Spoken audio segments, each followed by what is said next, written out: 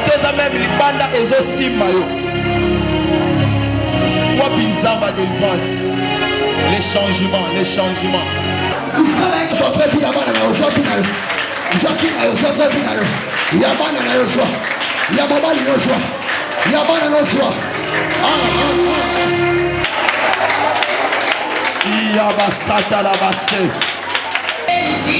Notre face n'a plus de vin.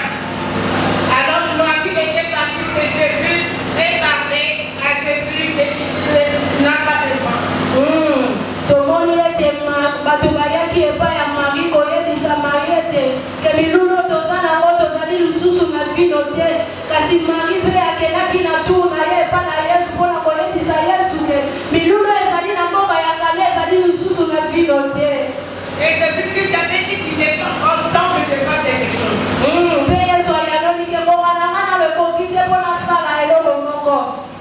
Mais quand Marie connaissait Jésus-Christ, il n'est allé dire à ces gens qui avaient besoin du vin. Faites tout ce que Jésus vous dira de faire. Et il s'est approché de Jésus. Jésus-Christ les a dit, remplissez de l'eau dans votre vase.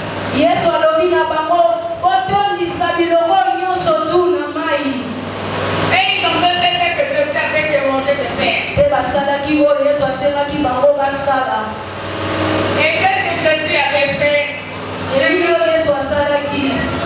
Jésus avait prié et il avait changé l'eau en vin.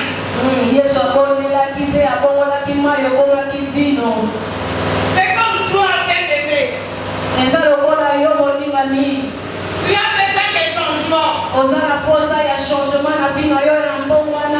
Tu as fait des années de prier d'une certaine façon. Mais tu as besoin de changement de Jésus-Christ et là pour changer toute la situation.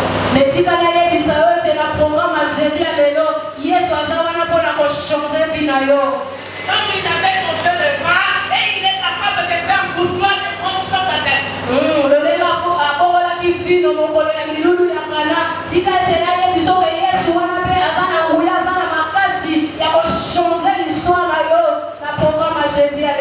Et il est très étonné qu'il abandonnera sa mort. Et il persiste, aujourd'hui c'est ton jour.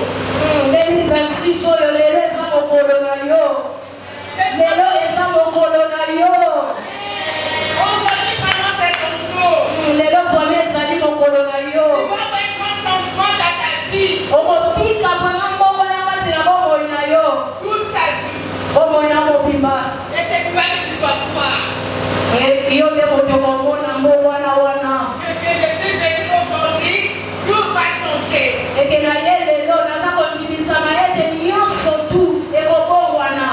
Le premier comme je t'avais changé les vins, et il est capable de faire pour toi.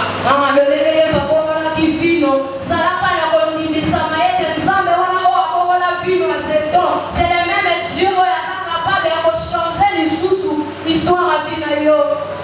Et comme je savais pas, on avait changé, alors changé le vin. Tout le monde était très content et c'est vrai que c'est vraiment de vérité les cieux.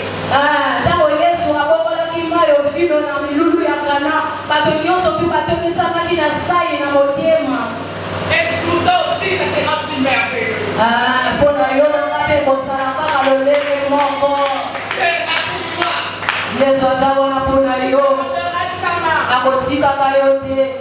C'est comme toi seul. Quand nous partons, nous avons des dollars. On a besoin de changer. Si tu as besoin de dollars, personne, si tu as des dollars, ils changent en francs congolais.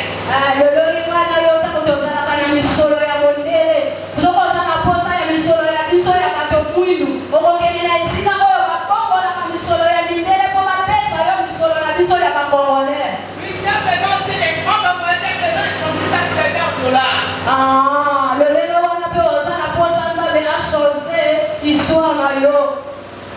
Alors c'est toi que tu dois prendre ta propre décision. Et c'est quand je suis venu ici, c'est Jésus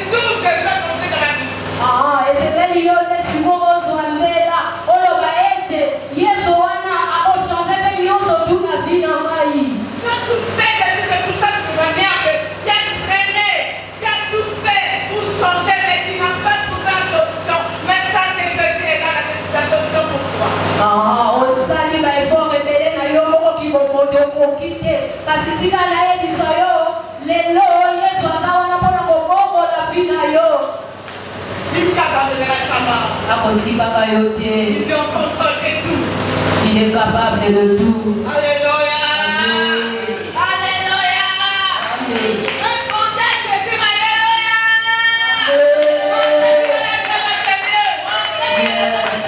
Amen. C'est l'étoile de Jésus-Christ ici.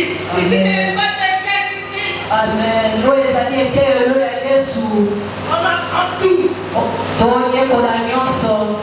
On apprend tout. Tozoyekola Tu nyonso. ne peux rien savoir, mais quand tu viens de l'école de Jésus, sache que tu vas savoir de plusieurs choses que Dieu va t'apprendre au génie.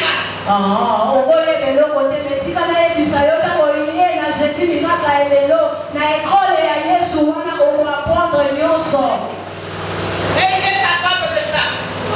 mpe aza kapable ya kosalela Comme nyonso. quelqu'un est malade, il a besoin de changement dans guérison. ntango moto abelaka kelaka mpa monganga mpo azaka na posa ya lobiko. Il a dit donc que c'est des vies. Il trouve qu'il y a un changement, n'est-ce pas? ntango moto abikaka ezalaka deya changement bongo te. Alors il est capable de faire l'histoire. Yesu wana aza siko capable mpona kokongola situation Alors nango. pour que tu fasses tout ça, il faut que tu crois. kasi mpo obika changement ya Yesu na vi na yo esengeli ozala moto ya kondima. Tu ne crois pas, mais je crois que je serai guéri. omoni te me kasi oza kondimisama ete nabikisami deja. Je sais que le changement va marcher. mbongwana oyo nzambe ya mbongwana akosala kati na ngai ekosimba. Jésus est le contrôle de tout. Yesu est au contrôle de tout. Et il t'abandonnera jamais. akotikaka yo te. Il t'aime tellement. alingako tellement mingi. Le Dieu de Jésus miracle. nzambe ya jedi miracle. Et quand tu es Jésus, Mais non, il y a tu as Yesu. une chose. aza na contrôle na nyonso. Quel est le Dieu qui t'abandonnera jamais? olingami Yesu akotikaka biso ata mokolo moko te. Je vais te dire une chose. koye biso eloko moko. Quand tu n'es pas comme ça, ndeko ozomona ngai oyo natelemi liboso na bino awa. j'ai vu un grand changement dans ma vie. nabikaki mpe mbongwana ya makasi koleka na bomoi na ngai. Et toi aussi, tu vas voir des grands changements dans ta vie. mpe yo mpo kobika mbongwana wana na bomoi na yo. Tu ne fais pourri. oyo ngai oyo nazalaki ya kopola. Non, c'est pour la nyonso yanga kati na ngai epolaki. vie. Tout est fini. nyonso esilaki. Et maintenant, on dit que tu vivre.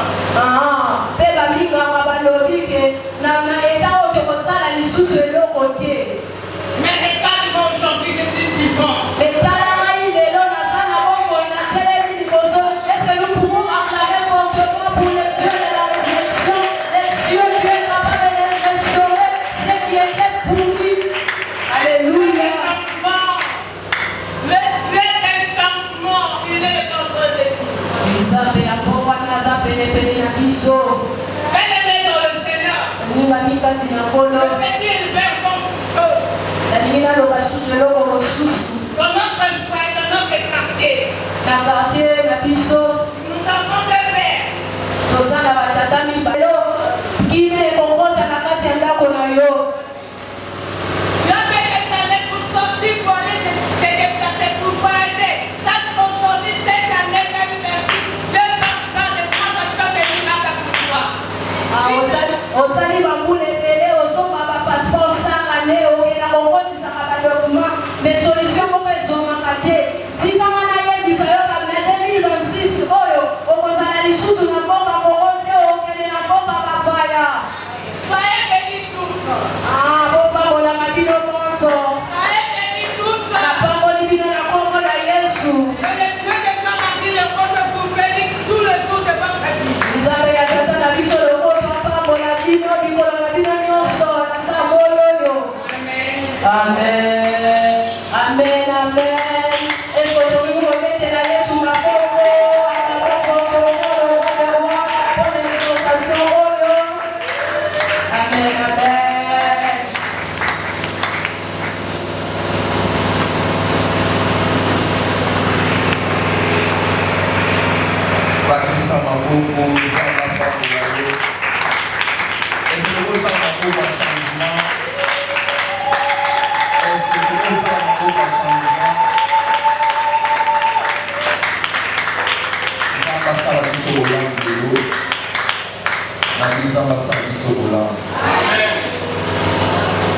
Est-ce que vous dites Maboula Mwanzam? Bien-aimé, j'ai dit, et ça, mon corps il y a un programme, au exemple, de vous appeler ça, la révélation sur notre papa. Alors que j'ai dit jeûne et prière. Et ça, j'ai dit, oh là là, j'ai dit miracle. Alors, il faut vivre un miracle. Et ça va avec. Alors, dans ces pays, ici, quand maman a tangi, la lit de ça, la prière montée, pour dire que vous devez dans mon goût, pour nous sembler là, avant que tous les qui sont invités, intervenant dans la mission, il y a invité la mission à l'élo et je vous assure que j'ai dit à l'élo pour ça la béni. Dans le livre, tous en passage au 1 roi chapitre 3, au verset 18, 1 roi 3, 18, Nathalie n'a pas volé sur. La Bible dit 3 jours après, cette femme est aussi accouchée. Nous avons des titres, nous habitons ensemble. Aucun étranger n'était avec nous dans la maison. Il y avait des notés, la parole du Seigneur. Dans une verset, maman Tani, dans le Nouveau Testament, voilà dans l'Ancien, dans le Nouveau Testament, Jean chapitre 2, dans une verset 1. Il me dit 3 jours après, il y eut des noces à Cana. En Galilée, la mère de Jésus était là, la parole du Seigneur. Et donc, c'est ici là, et ça n'a pas mon corps et le Bible dans le Nouveau Testament, dans l'Ancien Testament. C'est-à-dire, Bible dit 3 jours après, moi, si à côté, 3 jours après. Ah, on appelle Bible dit 3 jours après, et ça l'a dit la fête. Donc, il y a un moment où ils ont se répété. Dans le cas, il y a logo. Et ça là, 3 jours après. Donc, tant que ça le après, mais c'est ça. Tant que ça le après, c'est-à-dire que ça l'a dit avant. Amen. Amen. Alléluia. Laissez-moi vous comprendre là. Tant que le après, c'est que ça l'a dit avant. Amen. La Grèce, ça me demande aux hommes avant. Mais dans quelques minutes, vous allez comment après. Avant. Mais la chose ça fait après et ça l'a et l'homme ça réservé pour la Jésus. Et c'est pourquoi vous comprenez là. Donc on a un tel changement. Alors après 3 jours après, pourquoi il est utilisé dans l'Ancien Testament, dans le Nouveau Testament, des choses 3 jours après. 3 jours après. Dans le Nouveau Testament, 3 jours après, et ça a dit la fête dans Cana. Dans l'Ancien Testament, il y a 3 jours après, et ça a dit dans le Congo, mais 3 jours après, moi, je à couper. Pour aller le 3 jours, c'est-à-dire, puis les autres services sont dans le Nouveau Testament de Jésus, a dit, mon Dieu a coupé dans ma belle 3 jours. Mais il faut que changement ça là-bas, il soit coupé dans ma belle, mais assez pour après combien de jours 3 jours. C'est qu'avant, il y a dit qu'on a coupé, mais après, à soit qui gloire. Et c'est pourquoi vous comprenez. La neige, ça me demande après,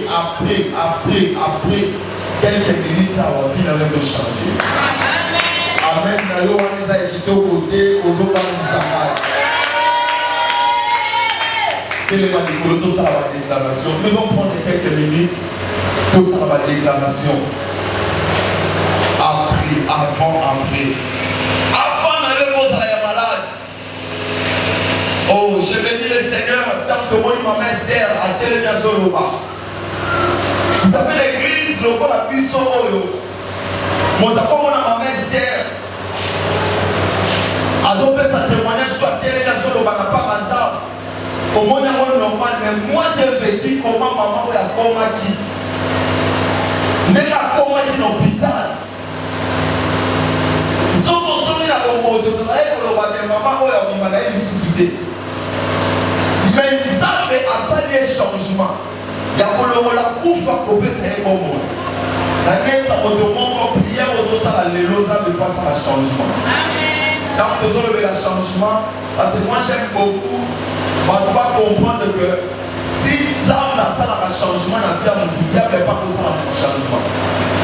Parce que le monde spirituel est vivant dans mon changement. Alléluia. Ça met à travers dans mon changement, mon spirituel peut travailler dans mon changement. Parce que ça me sont alliés à coup d'un grand contrôle, il faut vivre ça et changer. Satan a continué à faire mon point de feu sali et changer. Dans la réunion de soit temps prier, vie aux hommes et misère et l'autre. Il faut savoir changer vie. Est-ce que vous voulez amen? Amen. Est-ce que toi j'ai mis miracle dans ça? Parce que le corps de prière, parce que le corps de Jésus, tu peux bien acclamer le Seigneur. Ma pauvre raison convaincre la réalité. Est-ce que vous pouvez t'accorder? Si vous voulez vous ouvrir dans la boca, changement. Vous ouvrez dans la boca, changement. Vous ouvrez dans la boca, changement. Vous ouvrez dans la boca, changement. Et ça, la vie dans le bas, mais voici. Le bas, Seigneur Jésus. Dans la pose à changement. On peut dire que comment tu vis non. Naïve Patrick Naïe. Ça la changement vie dans la. Baye la main via Sony. Baye la main via Kolela. Nigeria lelo. Yesu na baye. Fais ça un changement.